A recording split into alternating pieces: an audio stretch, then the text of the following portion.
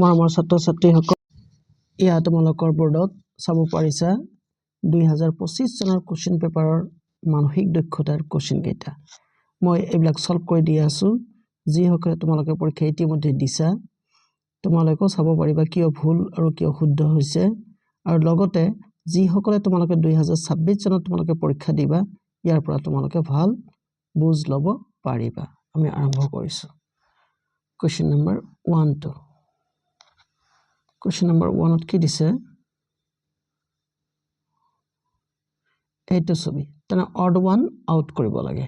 তাৰ মানে যেটো তোমালোকৰ অমিল আছে সেইটো তোমালোকে উলিয়াই দিব লাগে। ইয়াত লক্ষ্য কৰিছা তোমালোকে এইটো ছবি যে আছে, এইটো ছবিক যদি আমি ঘূৰাই লওঁ,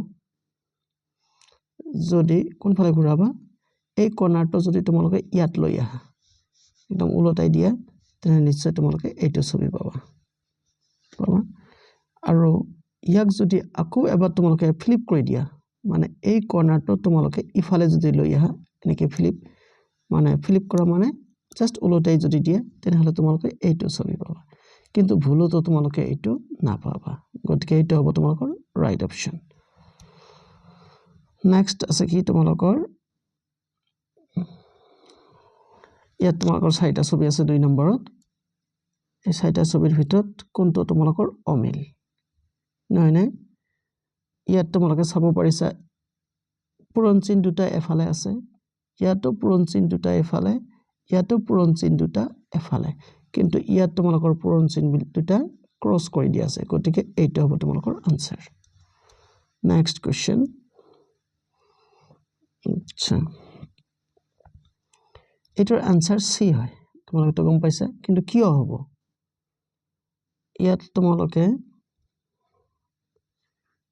তোমালোকৰ চাবা এটা ক্লোজ ফিগাৰ মানে বন্ধ বক্ৰ, এইটো এটা বন্ধ বক্ৰ, এইটো এটা বন্ধ বক্ৰ, কিন্তু ইয়াত দুটা বন্ধ বক্ৰ আছে, সেইকাৰণে তোমালোকৰ এইটো অড, এইটো অমিল গুচি গ'ল। আৰু ইয়াত তোমালোকে ভালদৰে বুজাই দিছো,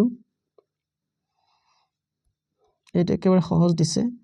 একচুয়ালি তোমালোকৰ 2025 চনৰ কোশ্চেনত মানসিক দক্ষতাৰ খুব সহজ কোশ্চেন দিছে। একচুয়ালি ক'বলৈ গ'লে অইন পৰীক্ষাৰ তুলনাত এইটো চাবা তোমালোকে, এইটো তোমালোকৰ আনসাৰ হয়।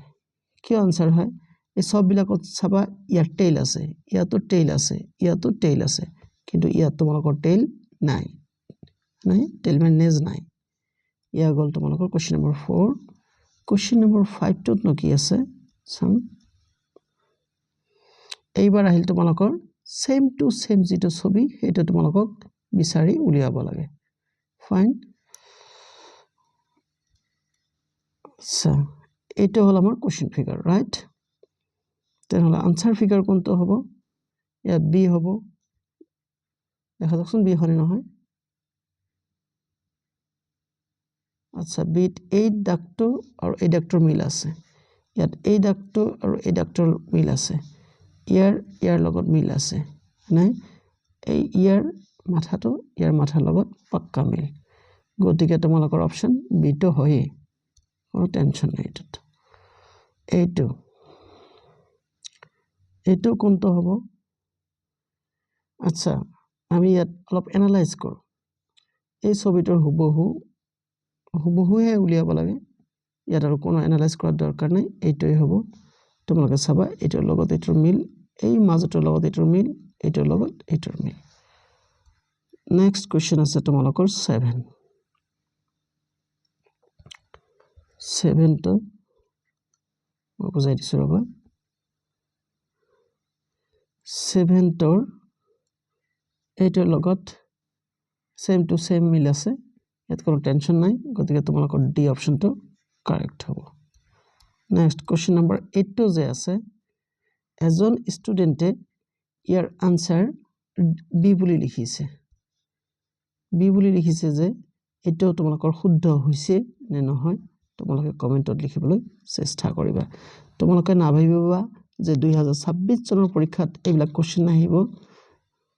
কোশ্চেন কমন পৰিবও পাৰে নপৰিবও পাৰে, এটা ডাঙৰ কথা নহয়, কিন্তু তোমালোকে যে বস্তুবিলাক জানিবা আৰু এই পৰীক্ষাত যিজন ষ্টুডেণ্টে ভুল কৰিছে সেই ভুলবিলাক যাতে তোমালোকে নকৰা সেইখিনি তোমালোকৰ জনাৰ খুবেই দৰকাৰ আশা কৰিছোঁ তোমালোকে ভিডিঅ'টো ভাল পাবা লাইক কমেণ্ট শ্বেয়াৰ কৰিবা আৰু প্লিজ মোৰ চেনেলটো ছাবস্ক্ৰাইব কৰিবা আৰু তোমালোকৰ ভিতৰত যদি কিবা কথা থাকে তোমালোকে কমেণ্টৰ সহায়ত জনাবলৈ চেষ্টা কৰিবা আশা কৰিছোঁ ভিডিঅ'টো ভাল পাবা চোৱাৰ কাৰণে ধন্যবাদ